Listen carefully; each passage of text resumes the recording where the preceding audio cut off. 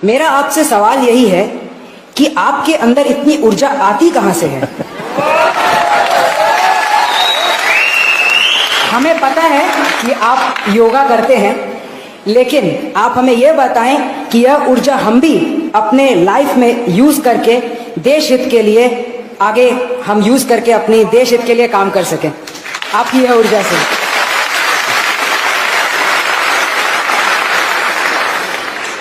इसके कई जवाब हो सकते हैं।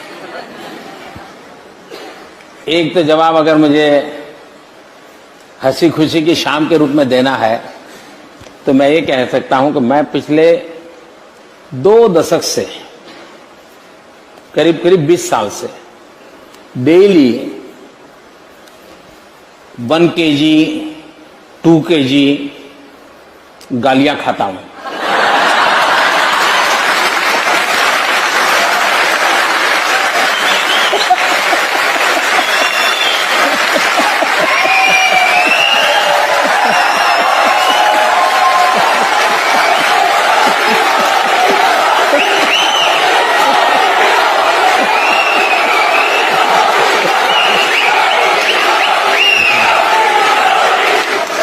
लेकिन सीधी सीधी बात मैं बताता हूं सरल। एक पुरानी शायद घटना आपने सुनी होगी कि कोई तीर्थ स्थान था एक पर्वतमाला पर और तराई के अंदर कोई संत महात्मा बैठे थे और एक 8 साल की बच्ची अपने 3 साल की उम्र के भाई को उठा करके उस पहाड़ी पर चढ़ रही थी। तो उस संत ने उसको पूछा, अरे बेटे तुझे थकान नहीं लग रही क्या? तो उस बच्चे ने जवाब दिया, ये तो मेरा भाई है। तो संत ने दोबारा पूछा, अरे तुझे, मैं तुम्हारा कौन रिश्तेदार है नहीं पूछ रहा हूं, मैं तुझे पूछ रहा हूं तुझे थकान नहीं लग रही है, इसको उठा के चल रही हो? तो उस बच्चे ने दोबारा जवाब दिया, वो तो मेरा भाई है। तो संत ने तीसरी बार पूछा, अरे मैं तुझे नहीं पूछा हूं तेरा रिश्तेदार कौन है, मैं पूछ रहा हूं अरे तुझे थकान नहीं लग रही है क्या? तीसरी बार उस बच्चे ने कहा, बाप जी ये मेरा भाई है, भाई का थकान नहीं लगता।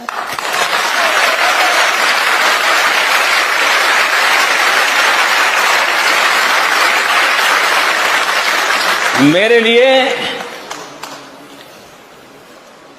125 करोड़ देशवासी ये मेरा परिवार है।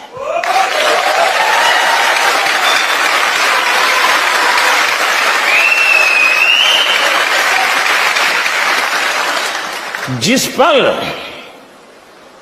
आप अपने जीवन में देख लीजिए, जहां पर आप अपनापन अनुभव करते होंगे, कितने ही थक करके आए होंगे, सोने का मन करता होगा, शरीर साथ नहीं देता होगा, लेकिन टेलीफोन आ जाए कि आपके भतीजे को कुछ हुआ है, अस्पताल है, सारी थकान मिट जाती है। स्कूटर लेकर के आप भागते हैं, रात भर उसकी सेवा में लगे रहते हैं। क्यों? आपका अपना है, थकान मिट जाती है, आप स्वयं जुट जाते हैं। मेरी जिंदगी भी हर पल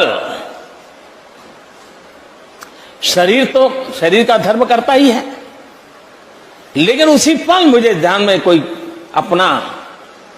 अपनों के लिए कभी त्रिपुरा से कोई खबर, कभी केरल से कोई खबर, कभी दिल्ली से कोई खबर, तो फिर मन करता है अरे उठो यार, चलो दौड़ो।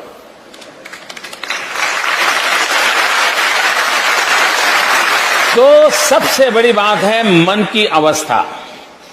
दूसरी बात है कि हमें भी, क्योंकि मैं चाहूंगा मेरी जिंदगी ऐसी है कि आज तो प्रधानमंत्री हूं तो कोई चाय भी ले आएगा, पानी भी ले आएगा, लेकिन मुझे मालूम है उसके बाद क्या होगा। और इसलिए मैं नहीं चाहता हूं मैं कभी भी किसी पर बोझ बनूं। ये मेरे मन का इच्छा है और परमात्मा मेरी सहायता करे। ऐसे ही हंसते खेलते बातें करते चला जाऊं किसी दिन।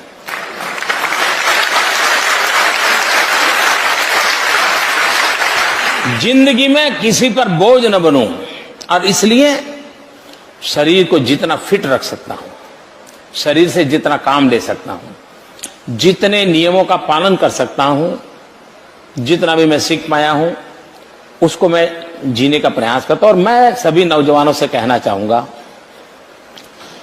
कि विरासत में बहुत कुछ मिल सकता है, लेकिन अपने आप को फिट रखना, ये अपने माँ बाप की विरासत के ऊपर भरोसा नहीं रख सकते, वो आपको अपने आप करना पड़ता है जी। वो विरासत में आपको ऊंचाई दे सकते हैं, विरासत में चमड़ी का कलर दे सकते हैं, विरासत में बढ़िया आंखें दे सकते हैं, नाक नक्शे दे सकते हैं, लेकिन भीतर की तबीयत तो आपको संभालनी ही होती है। और मेरा अनुभव कहता है कि एक डिटैचमेंट जो होता है वो अपने आप एक बहुत बड़ी ताकत होता है। और दूसरा, नियमों से जिंदगी जीने से आप जिस काम के लिए निकले हो उस काम के लिए अपने आप को योग्य बना सकते हो। हमने जहां है वहां किसी पर बोझ नहीं बनना चाहिए। हो सके उतना हमने जीवन ऐसा जीना चाहिए कि कभी किसी पर बोझ न बने। और ये फिटनेस मंत्र तो आपने दे ही दिया कि फिटनेस विरासत में नहीं मिलती। हाँ ये तो आपने यूज खुद ही करनी पड़ती है।